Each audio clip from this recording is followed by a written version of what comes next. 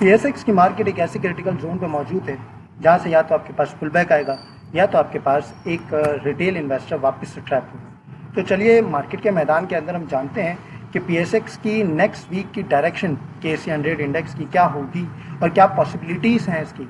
सबसे पहले हम बात करेंगे तो आपके पास इसका जो इमीडिएट सपोर्ट लेवल है वो आपके पास सपोर्ट लेवल 168 से 169,000 है। जिस तरीके से आपने फ्राइडे वाले दिन देखा कि मार्केट ने अपने आप को एक डिप ली, ये आपके पास डिप 166,000 का आपके पास उसने एक लेवल वो सस्टेन किया, देन वहाँ से पुल बैक मार्केट के अंदर आया, बायर्स ने एक्टिविटी लेना स्टार्ट की।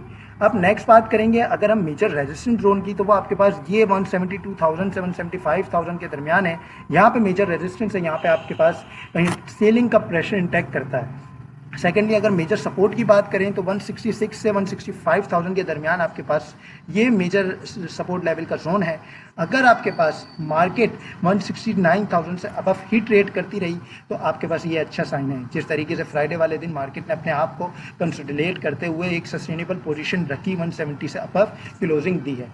और अगर ब्रेकआउट लेवल की बात करें तो आपके पास अपर साइड पर अगर ब्रेक बंद होती है, मार्केट क्लोज होती है, तो वो आपके पास ब्रेकआउट माना जाएगा और फिर हम टारगेट सजेस्ट करेंगे 179,200 का। और पहला टारगेट हम 175,000 का ही रखेंगे।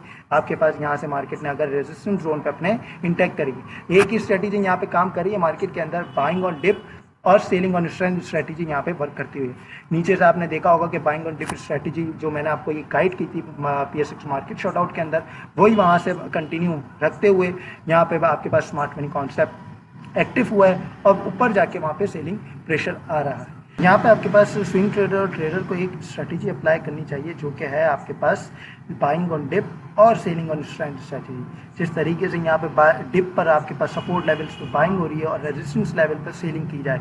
लेकिन अगर आपके पास रेजिस्टेंस लेवल पे एक रियल ब्रेकआउट बनता है, रियल ब्रेकआउट बनने के बाद आपके पास 179,200 का टारगेट दिखेगा। अगर वो सस्टेन करता है तो फिर मार्केट आपको अपने 181,000 के टारगेट पे नज़र आएगी।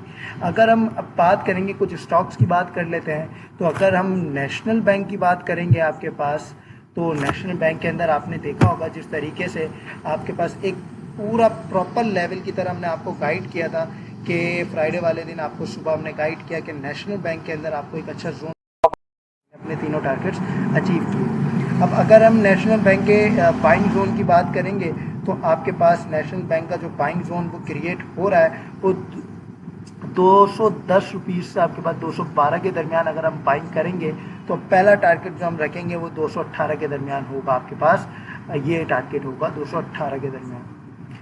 और उसके बाद आपके पास हम 222 के दरमियान का टारगेट रखेंगे आपके पास नेशनल बैंक का।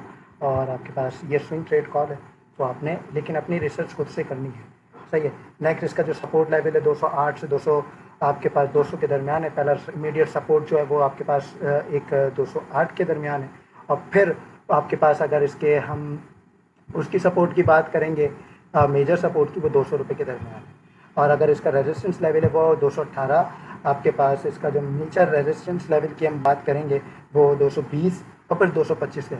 पहले मेजर रेजिस्टेंस लेवल 220 तोड़ना इसका इंपॉर्टेंट है और फिर आगे नेक्स्ट एरिया की तरफ जाएगा।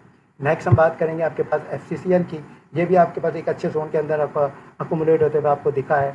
ये आपके पास यहाँ पे आप जिस तरीके से देख सकते हैं कि लास्ट कैंडल भी बड़ी स्ट्रॉन्ग बनी है, जिसमें हम बाइंग आइडियल बाइंग जो हम बोलेंगे वो 48 रुपीज़ से 49 के दरमियान आपके पास आइडियल बाइंग होगी। और इसका जो सेलिंग जोन है वो 52 आपके पास पहला और फिर 54 ये आपके पास टारगेट रखेंगे। और इसकी इमीडिएट सपोर्ट की बात करेंगे तो वो 46 आपके पास, और मेजर रेजिस्टेंस की बात करेंगे तो 54 इसके पास मेजर रेजिस्टेंस लेवल है। यहाँ से आपके पास रिजेक्शन देखने को मिलती है, जिस तरीके से आपको इन 4 कैंडल्स के अंदर दिख रही है, ये जोन आपके पास रिजेक्ट होता हुआ दिख रहा है। अपसाइड लेवल के लिए अब टारगेट 52 से 55 का रखेंगे, ये 3 टारगेट्स आपके पास रखेंगे। स्ट्रॉन्ग रिजेक्शन दिख रही है 54 पर, सप्लाई हैवी है यहाँ पे, ब्रेकआउट के बिना बिग मूव पे इसके अंदर मुश्किल नज़र आती है। अब अगर नेक्स्ट आपके पास DGKC की बात करेंगे तो DGKC भी एक अच्छे जोन में अकोमुलेट होता हुआ आपके पास अकोमुलेशन के साथ दिख रहा है। यहाँ पे आपने देखा होगा कि 175 का इसने लेवल पे अपनी सपोर्ट मेंटेन की है, जिस तरीके से वो यहाँ पे आपको एक चलती हुई नज़र आती है।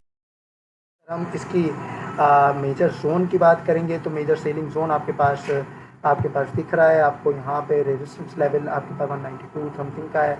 तो ये चीज़ आपके पास इसके अंदर तोड़ना, आपके 194 का लेवल तोड़ना इंपॉर्टेंट है। मैं यहाँ से रिकमेंड करूँगा, यहाँ पे बाइंग कर सकते हैं। आपके पास इस लेवल्स पे मेजर सपोर्ट लेवल है। फिर हम पहला टारगेट इसका तो 190 रखेंगे, फिर सेकंड टारगेट हम 200 रुपीज़ पे जाएंगे। वहाँ से अगर मूव देता है तो फिर ये अपने हाई की तरफ जाना स्टार्ट करेगा।